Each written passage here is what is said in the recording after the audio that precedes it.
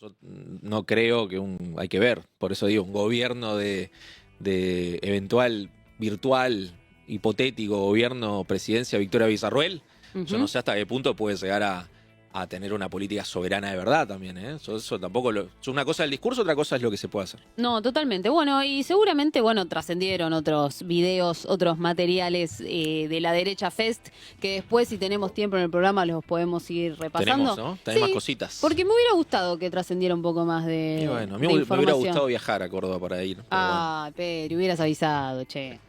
Juntábamos ahí Para unos la mangos. próxima, claro, voy por zona de giro. Igual no sé si no te echaban también, ¿eh? Y bueno, hubiera estado bueno porque salía por todos los medios. A contar tu experiencia. Pero bueno, ahora cambiamos un poquito de tema, o no tanto tal vez, vamos viendo, porque llegó nuestro invitado del día de hoy, Juan Marino, diputado nacional de Unión por la Patria, militante y fundador del Partido Piquetero y de la Unidad Piquetera, que ahora estás con el Movimiento Derecho al Futuro también, ¿verdad? Así es, bueno, muchas gracias por la invitación. No, gracias a vos. Acá andamos, en la Bien. lucha. En la lucha. Literal. Totalmente, Sí. totalmente. Hoy nos acordábamos un poco del momento de tu asunción como diputado, ¿no? De cuando Sergio Massa asumió como ministro de Economía. Correcto. Un momento bastante convulsionado del país que yo pensé que había sido... Particular, ¿no? Bastante Sí. inédito, además. Yo pensé que había sido hacía mucho menos y la verdad que ya son como 3 años, ¿no? Sí, 2022. 2022. Correcto.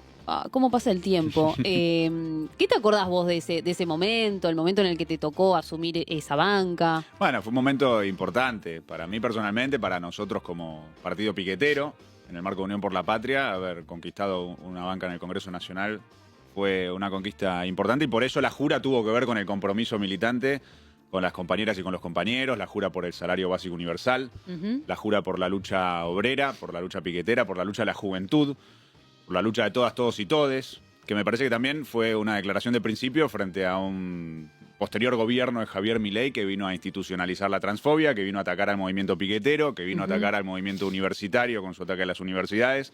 Así que también sentó un poquito las bases de con qué posición íbamos a abordar el ascenso de la derecha que ya estábamos vislumbrando y luego la asunción de Milei.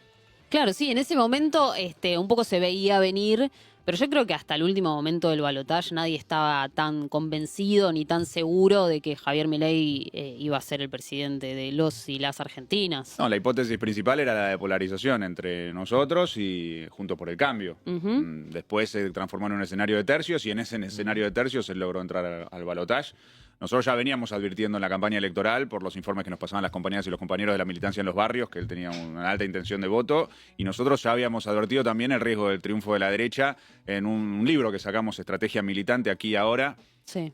donde queríamos trasladar la experiencia de nuestra participación en el Jujeñazo, donde veíamos que lo que estaba haciendo Morales en el Fue Jujeñazo... cuando fue la reforma constitucional, ¿no? Exactamente, donde el trabajo de persecución contra las organizaciones piqueteras, de docentes, de estatales, que encabezó Gerardo Morales, era un antecedente y un laboratorio de lo que creíamos que venían a hacer a nivel nacional. Claro. Bueno, Milei lo vino a hacer de forma recargada, como él mismo dijo en ese momento en el Jujeñazo, que él dijo que lo hubiese hecho todo mucho más violento, más represivo, que hubiese metido en canas a todos, y ahora lo que están intentando hacer con Patricia Bullrich. Mira, bueno, también la alianza con el PRO en ese momento, que todavía estaba entre nosotros, y con Patricia Bullrich, que una semana antes se detestaban, Sí. también fue vital para que Totalmente. Sin ocurriera. Macri, Milei no hubiese sido presidente. Macri se tiene que hacer cargo de que en gran parte es el padre de esta criatura. Totalmente. Y Sí. terminaron así como terminaron, ¿no? Fagocitándose al PRO. Cría cuervos y te comerán los ojos. Ahora el PRO está completamente fagocitado dentro de la Libertad Avanza. Sí, o sea, Macri hoy es una figura bastante desdibujada, no la daría por terminada, pero sí una figura bastante desdibujada a nivel político. Sí, pero Milei hasta lo boludea diciendo que puede ser un embajador que ande dando vueltas por el mundo, ¿no? Un embajador Claro. simbólico de Argentina. A ese Claro. nivel llegamos de boludeo literalmente de parte de Milei hacia el PRO y el PRO que no se defiende a sí mismo como partido, con su propia fisonomía, con su propia personalidad y así terminaron. La elección de la Ciudad de Buenos Aires fue una demostración de eso. No solo de su liquidación política atrás de la Libertad Avanza, sino también incluso en el caso particular de la ciudad del desastre que es Jorge Macri gobernando, que de todos los gobernadores que adelantaron las elecciones fue el único que perdió de forma abrumadora. Entonces Sí. ese es el nivel de descomposición del PRO. Ya está, chao Macri, se terminó el PRO. Y bueno, ahora tenemos el desafío en la elección de la provincia de Buenos Aires, 7 de septiembre, después en la elección de octubre, de enfrentar a la Libertad Avanza y derrotarlos. Claro, bueno, ahí me das el pie, ¿no? Para preguntarte concretamente cómo viviste el cierre de listas del sábado, ¿no? Se habló mucho acerca de esto, del corte de luz, de las peleas, de la pelea irreconciliable entre Máximo y Kicillof. ¿Qué viste vos? Me parece que independientemente de la anécdota, las anécdotas de los días del cierre de listas, lo importante es contextualizarlo, porque una cosa era la discusión que teníamos antes de la proscripción y el encarcelamiento de Cristina, y otra cosa es después, porque en el medio hubo un cristinazo. La movilización del 18 de junio fue una movilización de características históricas, en nuestra opinión, y eso es uno de los grandes factores ordenadores que creo que contribuyó al hecho de que hubiera una lista unificada, que es O Fuerza sea, hubiera Patria. sido mucho peor si, en el caso digo, si Cristina no hubiese estado presa. Hubiera sido una dispersión mucho mayor. Había una situación distinta antes, porque la discusión que primaba tenía que ver con las discusiones que teníamos sobre la necesidad de tener una legislatura que sí apoye al gobernador, que sí le vote el presupuesto, que sí le vote la ley de fiscal, bueno, la ley de endeudamiento, todo el paquete de leyes que necesita el gobernador para gobernar. Ese era el centro de la discusión, porque es una elección legislativa, es una elección provincial. Se eligen legisladores provinciales, se eligen concejales y se eligen consejeros escolares. Bueno, luego hubo una decisión de la Corte Suprema de alterar toda la democracia en el país, terminar con la democracia, iniciar esta especie de dicta blanda donde no podemos elegir libremente proscribiendo a Cristina. Cristina ya era candidata en la provincia de Buenos Aires, o sea que fue un ataque a la democracia bonaerense también. Entonces cerrar filas contra el golpe de Estado judicial, cerrar filas contra Javier Milei, fue un mandato popular y eso fue la decisión que ordenó la construcción de Fuerza Patria. Nuevo, naturalmente, hay que ver qué proyección tiene hacia adelante y si efectivamente es la expresión de una transición en el propio peronismo a nivel nacional, donde el liderazgo del gobernador Axel Kicillof fue un rol muy importante. Claro. No hay que olvidarnos que él convocó a construir un gran frente opositor para derrotar a Milei, no solo en la provincia de Buenos Aires, sino a nivel nacional. Entonces es un gran punto de apoyo para lo que nosotros proponemos, que es la construcción de un frente antifascista de toda la oposición para ganarle a Milei. Lo planteábamos para estas legislativas, no ocurrió, y la oposición va dividida en estas legislativas. No me refiero al peronismo, me refiero a toda la oposición. Claro, ¿con quiénes tendría que haber ido el peronismo, para tener ese gran frente? Con todos los partidos políticos que defienden la Constitución y la democracia. Todos. Hubo una decisión del resto de los partidos de no pronunciarse a favor de ese frente. Hubo una decisión también de una gran parte del peronismo de no pronunciarse a favor de un gran frente opositor. Las elecciones se adelantaron, muchas de ellas en las provincias, entonces vamos a un esquema de dispersión en ese sentido. Por lo tanto, estas elecciones de medio término van a ser la medición de fuerzas, donde cada gobernador y cada partido político va a medir sus fuerzas en las elecciones adelantadas, y eso va a permitirnos tener en claro cuál es el músculo que tenemos para construir un frente de todas esas expresiones para las presidenciales del 27 y ganarle a Milei en el 27. Recién, comentábamos que también, formás parte de Derecho al Futuro y mencionabas a Axel Kicillof, como un líder político y también como una persona que efectivamente de la oposición que está ejerciendo un cargo súper importante, ¿no? Hoy por hoy. ¿Qué ves ahí en esta? ¿Qué ves a futuro justamente en este movimiento? No, me parece importante guiarnos por sus actos y sus pronunciamientos. El gobierno de la provincia de Buenos Aires es un gobierno que frente a la agresión constante de Javier Milei hace un esfuerzo sistemático por defender los derechos de las y los bonaerenses. En materia educativa construyendo escuelas, en materia de salud construyendo centros de salud, en materia de la lucha contra la inseguridad invirtiendo en seguridad y mejorando las tasas. Hay menos homicidios en la provincia de Buenos Aires gracias al trabajo sistemático en materia de seguridad. Y así como eso, muchos otros ejemplos. Entonces eso es un ejemplo donde vos dejás en claro que hay dos modelos distintos de cómo se gobierna. Un Javier Milei que, por ejemplo, hace que la CNRT ya no tenga más su función de fiscalización, entonces no van a fiscalizar más que los micro de larga distancia salgan en condiciones técnicas, que los choferes cumplan sus horarios de descanso, no van a fiscalizar más los micro de los viajes escolares o de los viajes de los jubilados.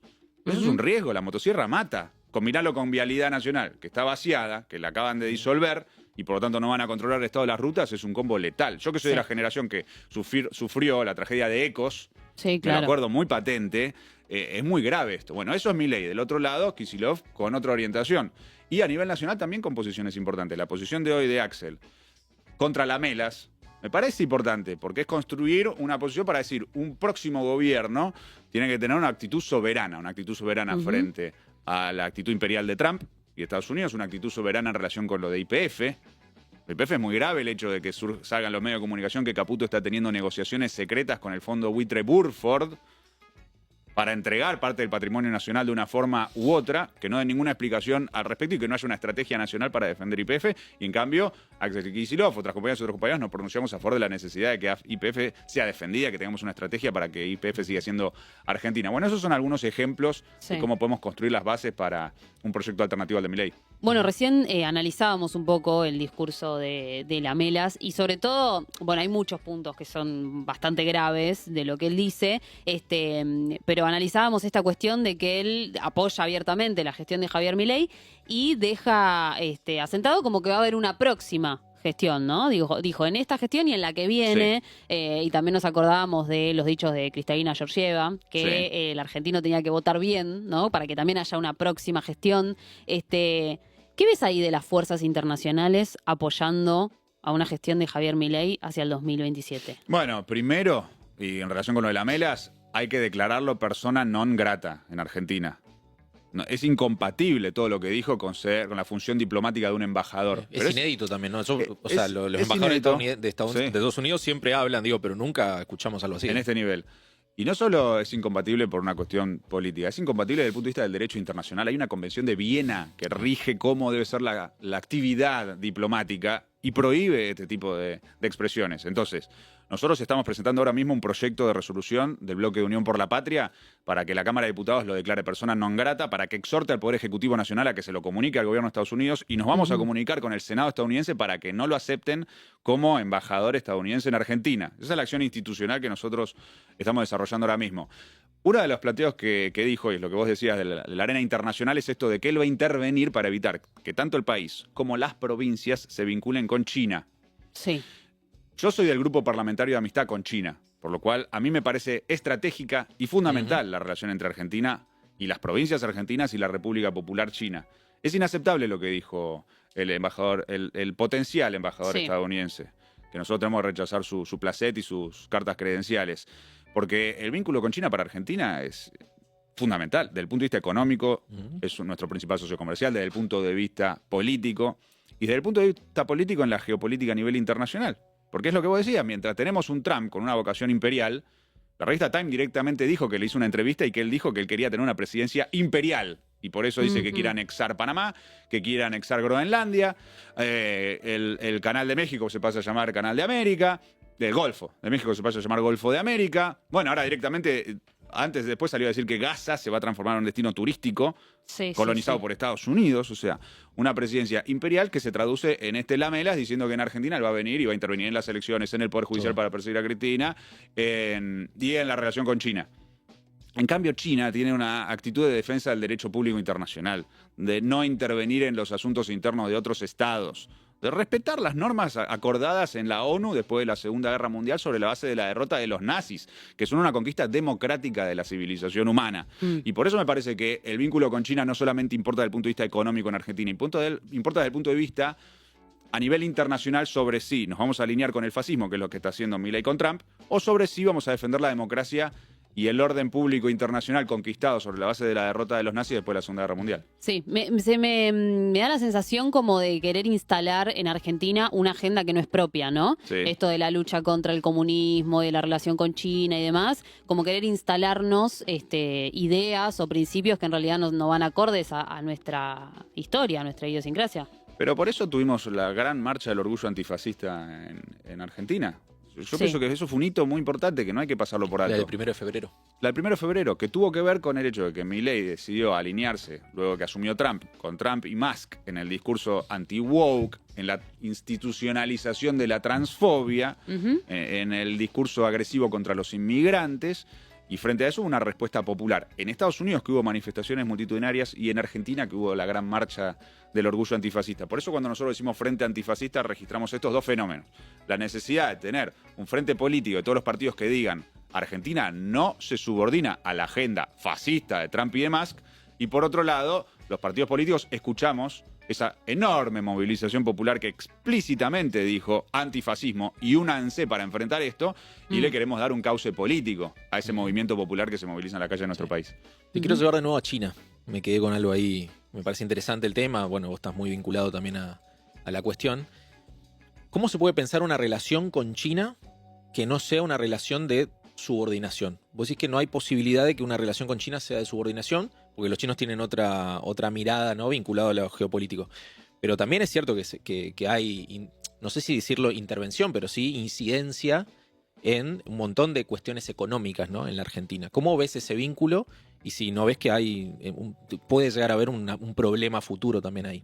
Bueno, aparte de ser del Grupo Parlamentario de Amistad con China, estoy estudiando la maestría de políticas de vinculación con China en la UNPAS, que es la primer cohorte de una maestría que se anunció coordinada con el Congreso Mundial de Sinólogos.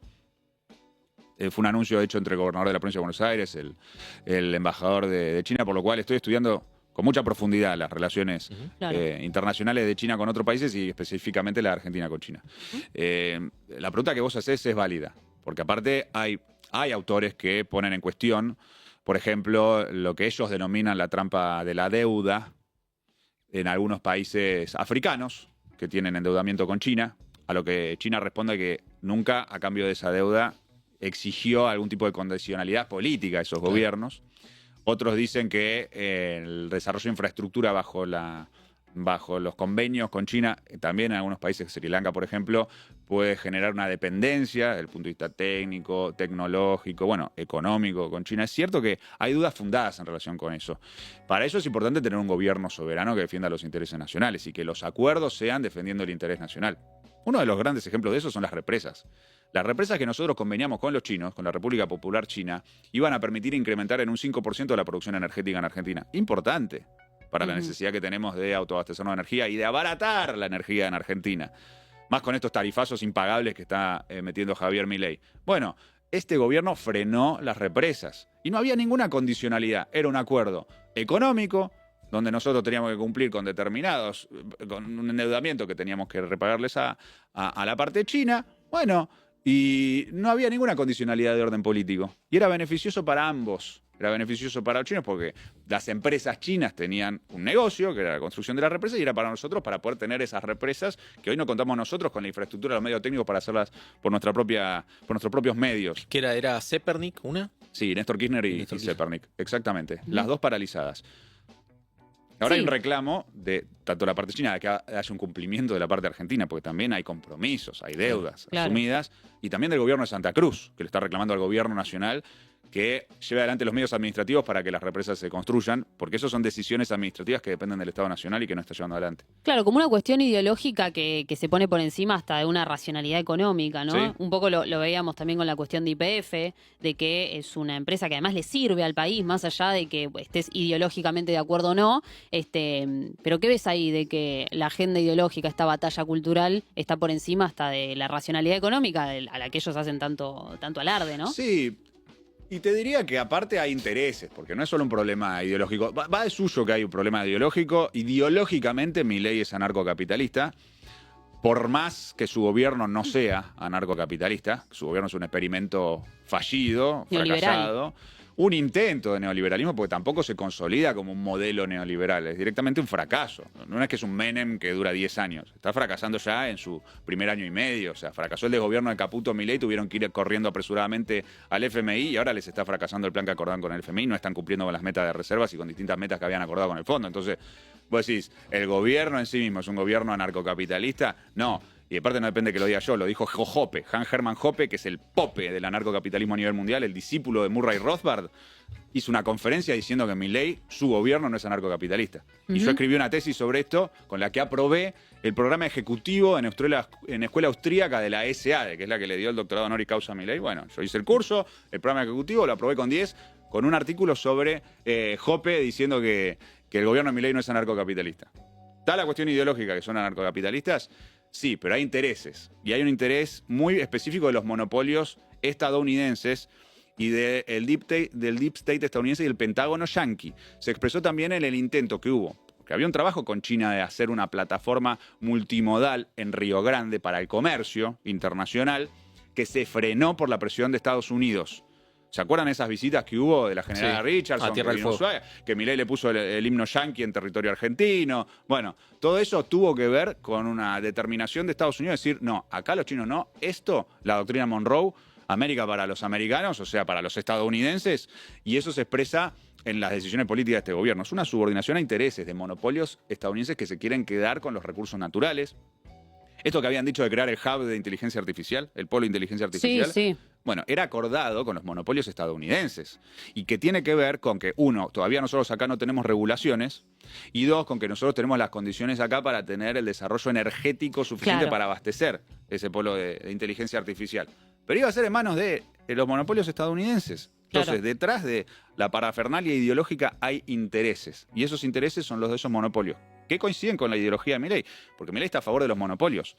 Milei siempre dice que él tiene una ruptura con el liberalismo clásico cuando él lee un libro, un texto de Murray Rothbard, que es un libro a favor de los monopolios.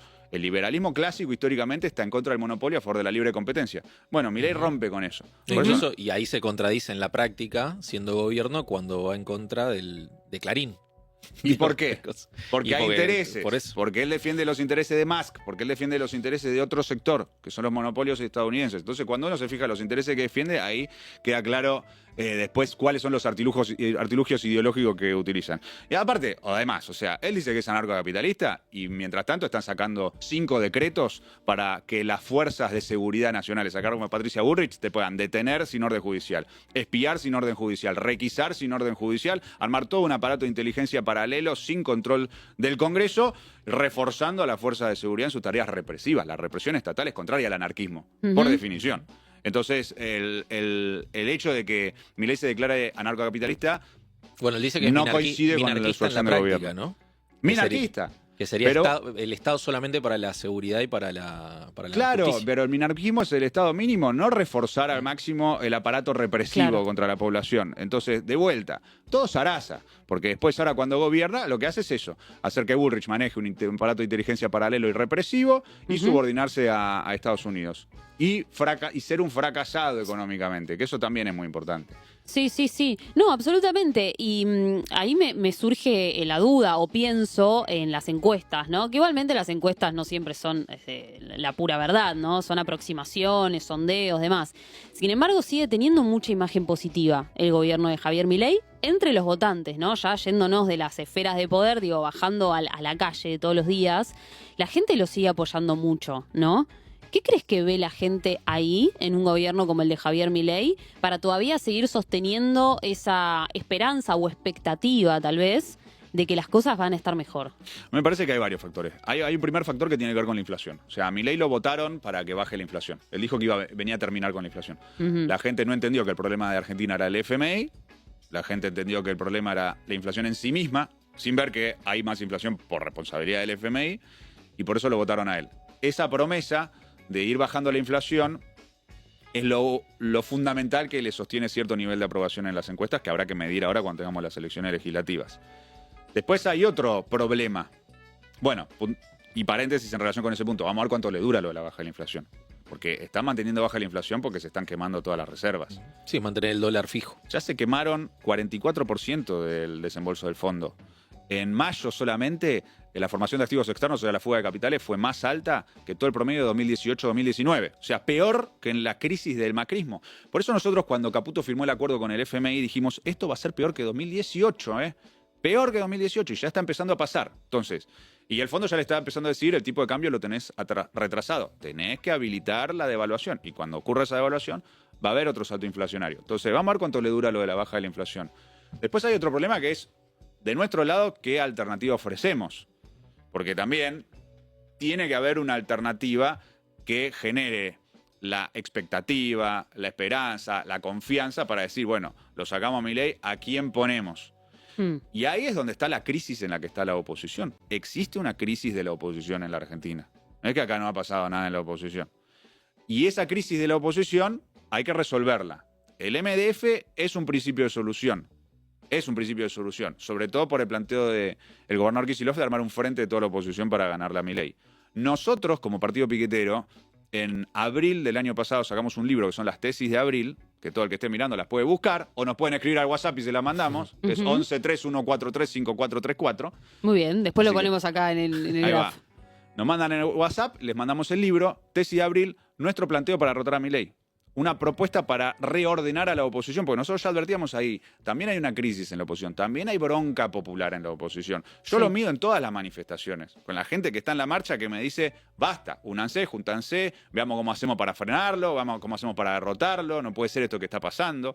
Porque nuestro pueblo, el pueblo que lucha, registra la gravedad de la situación, que esto es un genocidio económico, que están matando la democracia y que hay que ponerle un límite y que hay que decirle basta a Milei. La oposición debería estar a la altura de esas manifestaciones.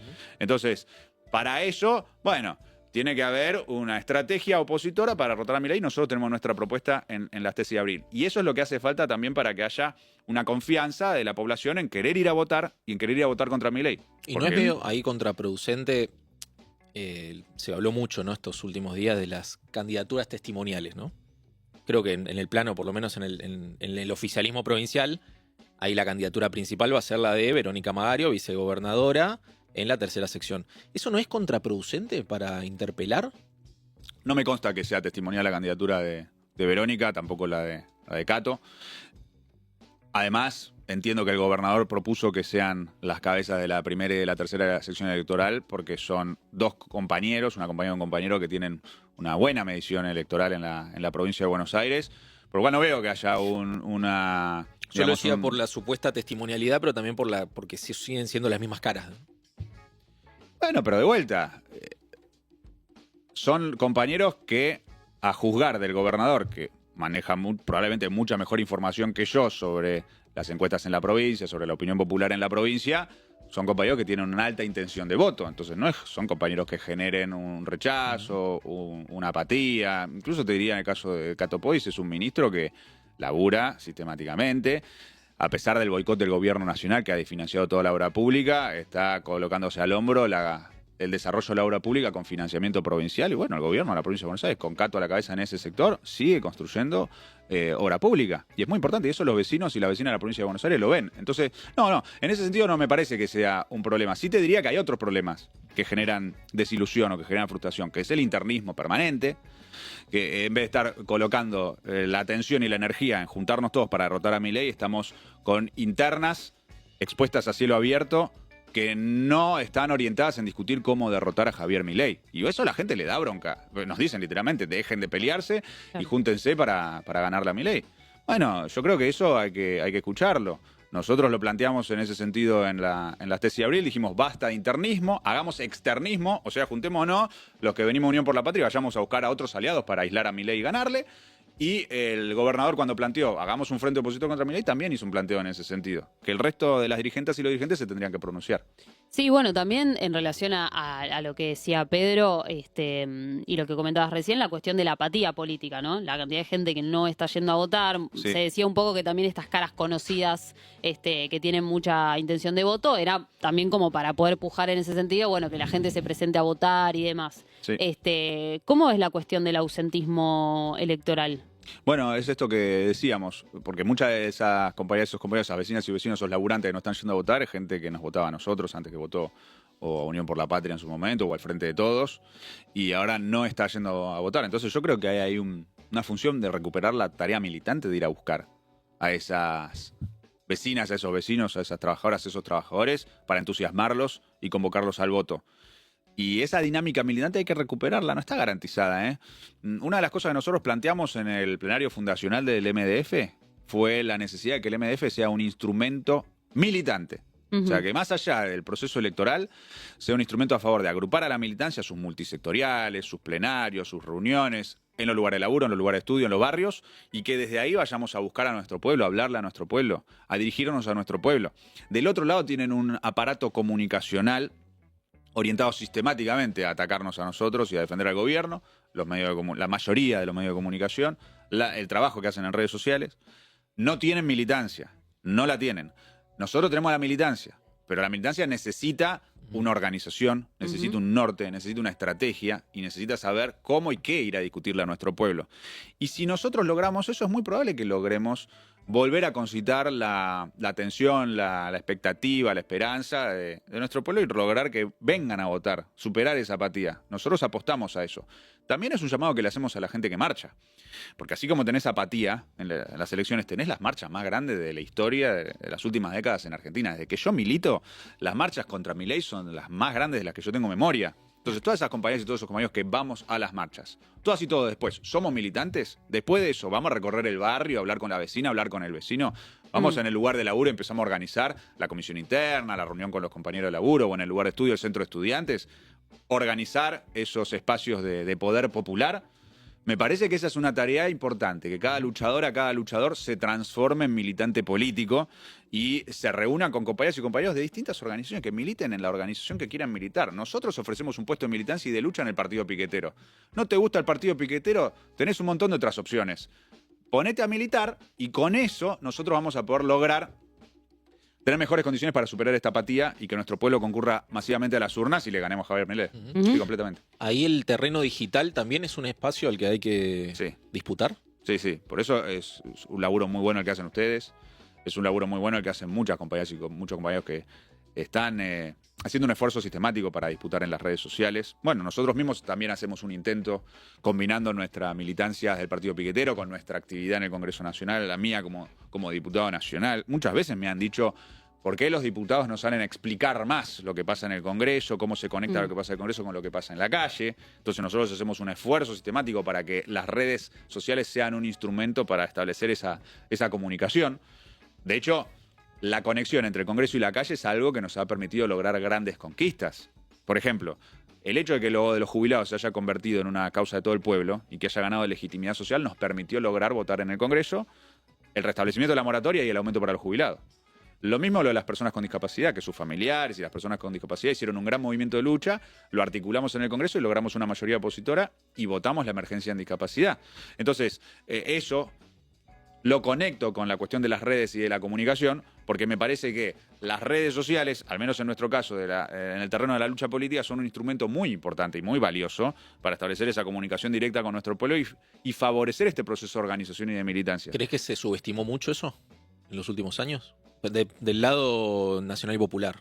Sí, hay un retraso en relación con el otro lado, el lado fascista, por así decirlo. Bueno, el libro de los ingenieros del caos es muy claro en ese sentido, de cómo ellos utilizaron desde un primer momento las redes sociales para, en el caso de Beppe Grillo en Italia, Trump en Estados Unidos, Bolsonaro en Brasil, Orbán en Hungría. Todos ellos usaron de una u otra forma las distintas redes sociales en distintos momentos, ya sea Internet, el www con el blog que había armado Beppe Grillo, ya sea Bolsonaro con WhatsApp.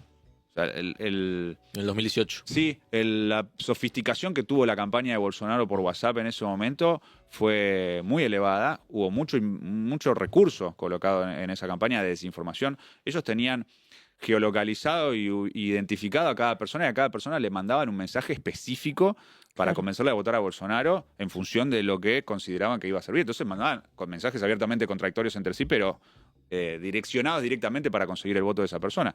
Bueno, y así como eso, muchos otros ejemplos. Todos dicen que Santiago Caputo se inspira en los ingenieros del caos. Algunos le dicen que es el ingeniero del caos en Argentina mismo, creo que se autodenomina así, que es el estratega comunicacional de Milei. Y sí, efectivamente, ellos desenvolvieron una actividad en ese terreno a la cual nosotros tenemos que identificar primero, porque es una enorme maquinaria de manipulación psicológica de las masas. Y por lo tanto tenemos que asumir el desafío con la seriedad que tiene y por lo tanto con la necesidad que tiene de volcar compañeras y compañeros, profesionalizar, volcar recursos y toda una organización. Sin necesariamente replicar las mismas herramientas. No, claro. Nosotros no tenemos que, como diría Walsh, nosotros tenemos que militar la verdad. Ellos usan las redes para manipular psicológicamente a las masas. Nosotros tenemos que usar las redes para militar la verdad y promover la organización de esas masas. Porque ellos lo que quieren es la atomización, la desorganización, el individualismo. Y nosotros queremos lo contrario, la solidaridad, la organización colectiva, mostrarle la verdad a nuestro pueblo para abrirle el camino hacia la revolución, como diría Trotsky. Entonces, por eso nosotros usamos esas redes de forma completamente distinta. Porque tiene que haber parte con una cuestión de orden filosófico. Ahora se planteó el debate con Milei a partir de que habló en este encuentro evangelista en Chaco. Sí.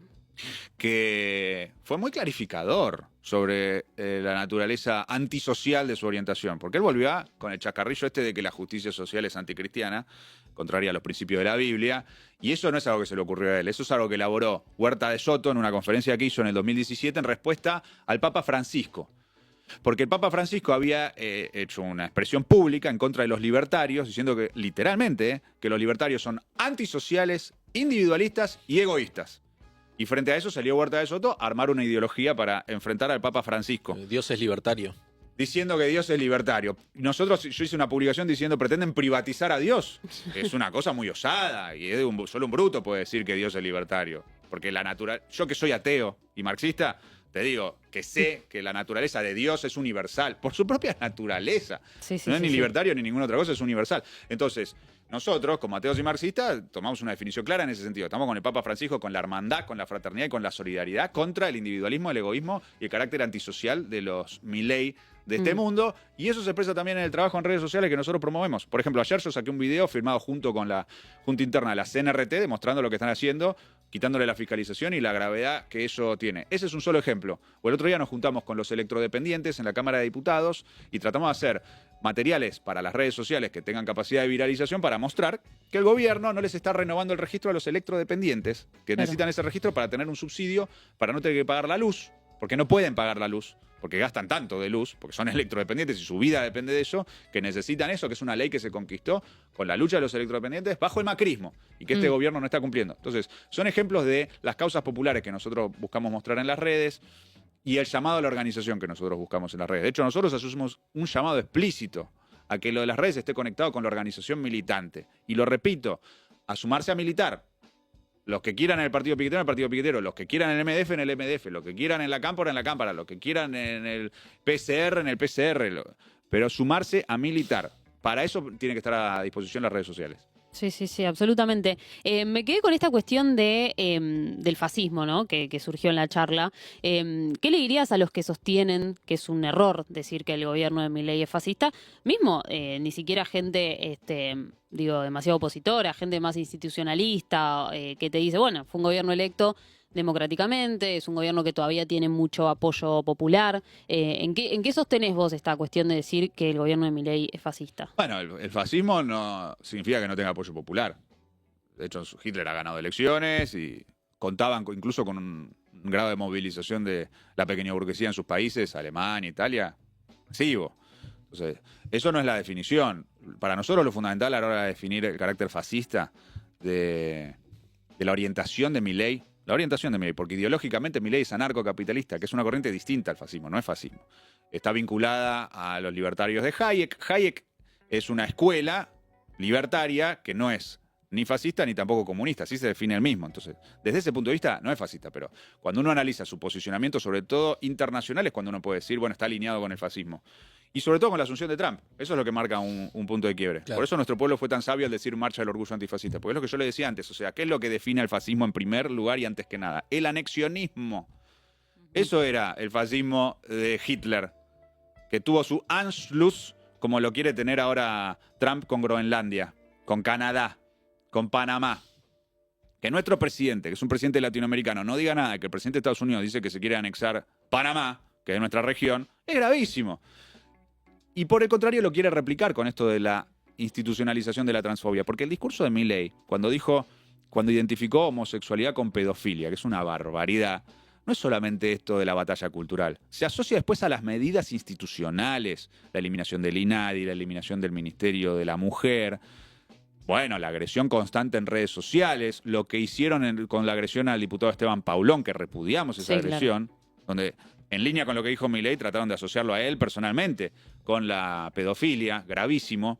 Y con una enfermedad también gravísima. Sí, entonces me parece que hay que visualizar que si se traduce en acciones institucionales, que si se traduce en un alineamiento internacional, hay que decir las cosas por su nombre, naturalmente mostrando la complejidad, explicando el problema, porque si de una decimos fascismo, quizás los seguidores de Milei, que no son fascistas, y que tampoco lo votaron pensando que es fascista, y que él tampoco ideológicamente es fascista, rigurosamente, bueno, hay que discutirlo de forma, ¿cómo decirlo? Con esta complejidad, con esta profundidad, Pero decir frente antifascista sirve sobre todo para que nos orientemos los que somos opositores a Milei, para que veamos cuál es la profundidad del desafío y cuáles son las tareas que se desprenden y a quiénes tenemos que agrupar. Porque hay un debate en ese sentido. Por ejemplo, el compañero Máximo Kirchner lo expresó públicamente. Él dijo, yo no estoy a favor de un frente antifascista, yo no estoy a favor de un frente anti-Milei. Yo estoy a favor de un frente nacional y popular. Y lo asocia al debate del Frente de Todos. Claro. Porque el Frente de Todos fue un frente para ganarle a Macri. Entonces, no estaba garantizado el contenido programático del gobierno que le ganara a Macri. Entonces Máximo lo que dice es, sacando un balance en contra del Frente de Todos, no, ahora tenemos que tener un Frente Nacional y Popular que tengan claro lo que venimos a hacer. Nosotros ¿qué decimos? No pongamos el carro adelante del caballo, porque no vamos a tener un gobierno si no le ganamos a Milei. Y para ganarle a Milei nos tenemos que juntar con todos los que quieran defender la Constitución y la democracia. Y ese tiene que ser el límite. Y por eso el frente antifascista de toda la oposición. Y esa es la discusión que tenemos hoy incluso, y lo está expresada públicamente, entre compañeras y compañeros que formamos parte de Unión por la Patria, compañeras y compañeros que formamos parte de la izquierda. En la izquierda también está la discusión a favor o en contra del frente antifascista. Yo que soy de izquierda y estoy en Unión por la Patria, discuto con otras compañeras y compañeros de izquierda que son del FIT, que están en contra del frente antifascista. Están en contra del frente antifascista. Y nos ponemos a discutir sobre la experiencia de la Revolución Española y las posiciones de Trotsky frente a la Revolución Española, y Alemania, el Frente Único, Claro. También está la discusión del peronismo. Claro, por eso ¿no? La discusión con el FIT me imagino que es muy difícil también porque está la idea esta de que tiene que ser el partido el que se va adelante la revolución y no ningún frente, digamos, etcétera, etcétera. Bueno, ¿no? pero el frentismo, hacemos una breve alusión a ello, el frentismo en la tradición histórica de la izquierda, en la Tercera Internacional, Lenin, Trotsky, era un terreno en el cual dábamos una lucha para lograr que el Partido Revolucionario adquiera la dirección del proceso de masas. Entonces, es condición necesaria el frentismo, en este caso el Frente Antifascista que nosotros planteamos, para poder avanzar y que el Partido Revolucionario pueda progresar. En cambio, lo otro condena a la izquierda al sectarismo, al aislamiento. Bueno, ahí un poco en línea con lo que te preguntaba Mechi respecto a la idea del fascismo, ¿no?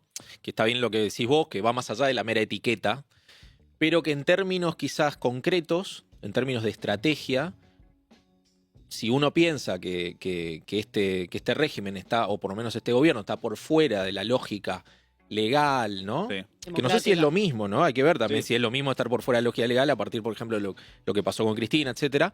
Que la conclusión de eso sea, bueno, tenemos que ir por una lógica que esté por fuera del sistema también. Y no sé, tuviste ahí por agilidad del propio gobierno, porque no es un gobierno consolidado que ya terminó su tarea de destrucción de la democracia, conquistó una nueva hegemonía, se va a quedar por 10 años, entonces lo único que nos queda es replegarnos de forma ordenada, dando por muerta la democracia en nuestro país. Nosotros pensamos que hay una disputa abierta, que tenemos que ser luchadores de vanguardia en defensa de la democracia y que, por lo tanto, tenemos la posibilidad de ganarle a Milei en el 27 y construir un gobierno distinto al de Milei a partir del 27. Que esa posibilidad está, y lo vemos aparte en acciones institucionales, en resultados. No es solo una expresión de deseos. En el Congreso votamos lo de los jubilados, votamos lo de la discapacidad, votamos lo de las universidades. Le volteamos el decreto para financiar a la CIDE. O sea que existen pasos institucionales que te verifican la posibilidad de hacer una mayoría política institucional. Y eso fue con acuerdos con otros partidos que defienden la Constitución, que no son ni de izquierda ni peronistas. Por ejemplo, las movilizaciones de masas también son una expresión de que no estamos en un reflujo de retroceso, sino que hay una actitud de movilización muy importante de nuestro pueblo, históricas, marchas históricas. Entonces, cuando la historia nos viene de frente y nos convoca, nosotros la tenemos que ver y tenemos que decir, si hay marchas de masas que me están diciendo defendamos la democracia, ¿qué le voy a decir yo a esa marcha? No, la democracia ya está, no hay nada para defender. La marcha del 24 de marzo, que dice defendamos la memoria y la democracia. La marcha del orgullo antifascista. Bueno, sí, la gente lo pide y lo reclama porque ve que todavía es posible defender eso. Entonces tenemos una tarea para librar en ese sentido. Y por eso estamos ahora mismo articulando para derrotar los decretos de Bullrich del Estado policial. Si no, no estaríamos trabajando para anular esos decretos porque pensaríamos que no sería posible. Pensamos que lo podemos derrotar. Sí, sí. Juan, te hago una última para cerrar, pero que nos parece interesante tu mirada al respecto, que la solemos hacer acá a nuestros invitados. ¿Quién paga la deuda? ¿Cuál? ¿Cuál deuda? La deuda de Argentina con el FMI, por ejemplo. Bueno, es un buen debate. Nosotros hicimos una denuncia penal contra el último acuerdo con el Fondo Monetario Internacional por su carácter ilegal e inconstitucional. Contrario explícitamente a la ley y la Constitución, hicieron un acuerdo por decreto, lo cual está prohibido. Entonces, eso es una posición institucional, un precedente para que un próximo gobierno pueda ir a negociar a decir, esta que firmaste con Milei te la desconocemos. Solo podemos aceptar pagarla si forma parte de un acuerdo soberano más general que sea beneficioso para Argentina. Vos tenés un precedente en Argentina, que es la renegociación de la deuda y la quita que consiguió Kirchner. Nuestra posición histórica como izquierda es no al pago de la deuda. Esa es nuestra posición histórica. Ahora, nosotros reconocemos que la mayoría del frente con el cual le podríamos ganar a Milei no está a favor de nuestra posición. Claro. Tiene una posición de que de alguna forma u otra hay que negociar, hay que pagar. Ahora, el sector mayoritario, el sector más importante del peronismo, que en esto creo que hay un acuerdo entre Máximo, Axel, Cristina, es, sí, negociamos, pero de forma soberana.